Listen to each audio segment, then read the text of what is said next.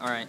We're here with Deryck Rothenberger. He got top 16 at YCS Charlotte with Miracle Beats. Do you want to go ahead and go straight into the deck? Sure, definitely. Okay. Started off with Monsters. Pretty standard, triple Thunder King. One of the best cards in the deck if you're going first. Pretty much stops anything that you want to stop in the meta right now. We'll go straight into pretty much the backbone of the deck. Triple Neos Alias. 1900 beat stick light monster. I don't know, probably the best light monster you could probably get for a hero. Here's a different card that we ran over most decks was DD Warrior Lady. We ran it simply because it gets rid of Sheen, it gets rid of Stardust, it gets rid of a lot of those pesky monsters that you can't deal with by destroying. So, I mean, that's pretty much why we ran it. It's still a light monster, so you can still do other tricks and cool combat tricks with it. Spirit Reaper, too. Yeah. We're still going with the Crusader build. It's a 1900 beat stick over the Japanese Gemini build or the Elemental Hero Ocean. Never actually got to use its actual effect of making it a 2500, but once again, it's still a 1900 beat stick light that you can honest. Here's one of the big techs that we ran with Snowman Eater. Once again, goes with the typical 1900. That's what we're working with here. If it didn't have another effect of removing, this card won me so many games on turn 1 if I didn't have the Thunder King, simply because I got to destroy another monster and or just stayed on the field forever. This will actually come into play later when I explain my magics, why it was so good. Obviously, we ran Stratos. That's obviously heroes, whatever. Honest is another one that's just a standard obvious. Here's another big tech. Caused me to lose, but also won me so many games. Spirit Reaper, as most of you saw in my top 16 feature match, he attacked over my Spirit Reaper for 4,000, which kind of sucked, but probably ripped a total of 8 cards the entire tournament out of people's hands. Pretty awesome monster lineup. How many monsters was it? It's only 14 monsters, 14? but that's all we need because we got a lot of 1-for-1s in the deck. Thunder King stands alone pretty much all the time. You summon Thunder King in like 2 back rows. Most players just don't know what to do. So we're going to go straight into the spell lineup now. Get these out of the way. And we'll come back to them later, a little bit later when we discuss the spell lineup. Pot of Duality, obvious. It's like I'm running 7 cards when I open up with, it's like an extra 2 cards every time I play it. It's awesome because the deck's full of 1-for-1s and pluses. So Pot of Duality's amazing. There's no reason why it shouldn't be $150 or more. Gemini Spark, best card in the deck. Loved it because I never had to play it by itself. Always got to attack. Something would get deprisoned. Something else would happen. I'd be able to Gemini Spark, draw a card, and plus. Double MST, standard. You got to beat the Necro Valleys and stuff like that. So that's pretty awesome.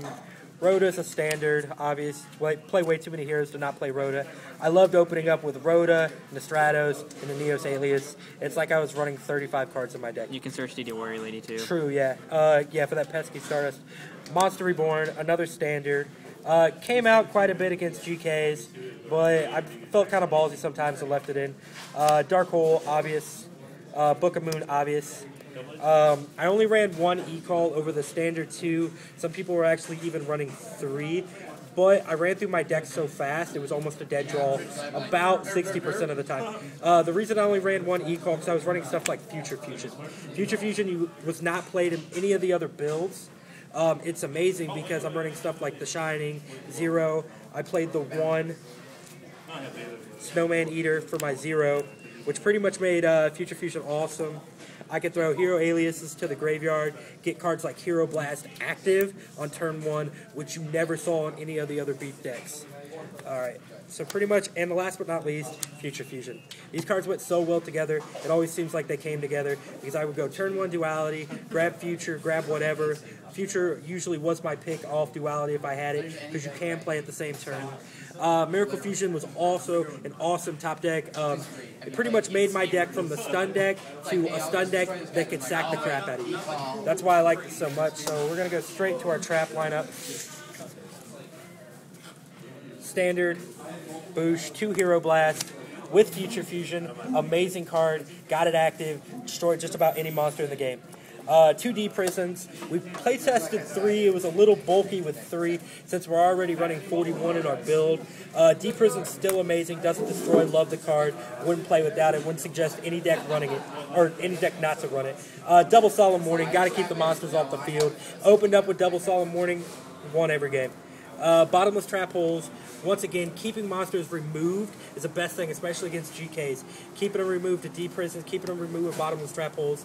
They can't beat you. Makes their steals useless. That's the only way Gravekeepers would beat you, is that they keep recycling your monsters with steel.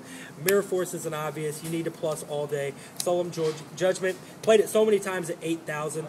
Love it. Went down to 4,000. It doesn't matter.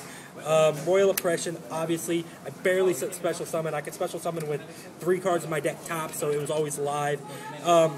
MVP in my trap lineup was 7 Tools of the Bandit. There was so many turns that I had 7 tools in hand in my opening.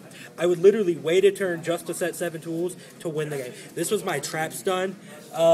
Best card, trap lineup. Everybody says Warning is, but this caused me to win games.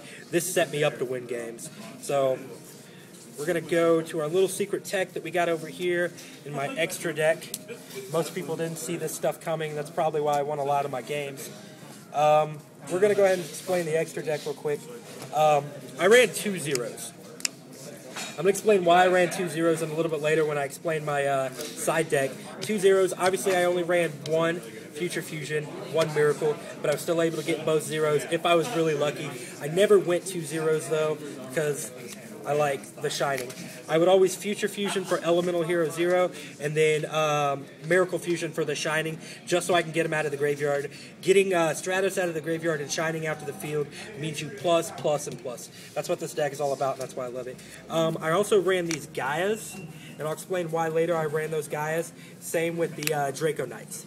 Draco Knights will both explain later why I ran these cards.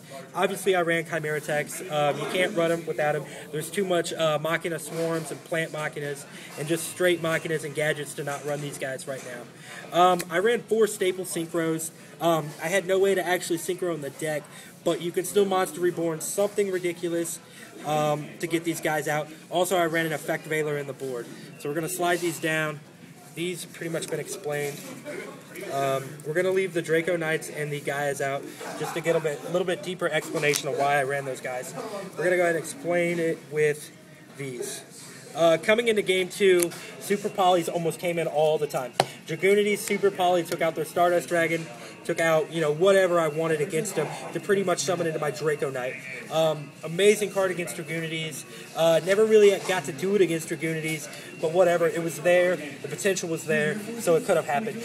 Elemental Hero Gaia. Amazing against Sabers and Samurais. There's many times where they would go Kageki, Kagamusha, and I would chain Super Poly and get rid of their tuner, end up with a guy on the board that they really couldn't deal with at the time. Taking out their Grandmaster is amazing. You can't chain to it, you can't warning it, you can't oppression it. The card is amazing. I'm probably going to run 3 the next time I play the deck. Let's get these guys out of here. Triple Pulling the Rug. I was expecting a lot of Dragoonities, so I put triple in. It actually worked really well, even though I didn't play Dragoonities the entire weekend. I ended up playing Machina 3 times, whether it be Machina Swarms or straight Machina. I played them 3 times. Triple Pulling the Rug came in. Sided this card just about more than any other card in my sideboard. Amazing. Double DD Crow, awesome again. Didn't side it very much. Couldn't side it against GKs. Couldn't side it against very much Sams or anything like that. Wasn't that afraid of double sword technique. So that was just in there as a just cause. Nobleman to cross out, MVP against GKs. Love them so much. Seems like with Duality, I always had this card in my hand. Even if they set the Recruiter turn 1, knocked it, drew Duality, played Duality again, got the second knock, got the Spy. It was awesome. Soldiers were good. I like Soldiers a lot. It seems that more people were siding Soldiers against me than I was them. Hence, I do run a lot of Warriors in my deck. Shining can beat over Kinetic Soldier if you get it just right. But with this guy, it made Soldier almost obsolete. I love it. They would set Soldier, I would summon Crusader, and they would shit bricks. So, keep going, get it out of here, and continue the rest with the side deck. So, we got the 1 Cyber Dragon pretty much against Machinas again. Sided it against GK a couple times. I really liked it, especially since I could MST their Necro Valley and beat over their Spies, which was fun. Chain Disappearance. Sided it in twice in top 32 against Fish OTK. Amazing. You hit a Treeborn, you hit just about any monster in their deck and they lose. One Dust Tornado. Sided that again against GKs. Didn't really side it against anything else, but I played Gravekeepers twice. It was amazing. And one Effect Veiler. Came in and just about came in about every time I sided. Once again, gave me tuning or synchro options and everything like that. So, amazing card. That's pretty much it as far as this deck goes. I think it's a very viable deck. Really underlooked. I think you guys should look out for this in Anaheim. It's an amazing deck.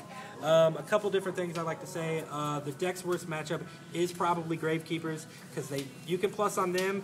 Their Necro Valleys turn your Hero Blast off, so you got to keep the Valleys off the board. Thunder Kings are awesome against them because they can't ditch command it. It's not that big of a deal if they tribute you because you usually only have 1 or 2 monsters in your hand. If they get Necro Valley out, pretty much you just got to keep it off the board as much as possible. Use your bottomless trap holes accordingly. Use your deep prisons accordingly. Get the recruiters moved. Get their descendants moved. You really don't care about spies too much because eventually you'll get over them if you synchro or something like that, or you Miracle Fusion or Future Fusion. Future Fusion's good against them. If you stick it, you got to let it go off. Or, I mean, you got to waste your judgments to let that card go off because you get it, you win. Other than that, guys, thank you very much. I'm Deryck Rothenberger, top 16, YCS Charlotte with Miracle Beats.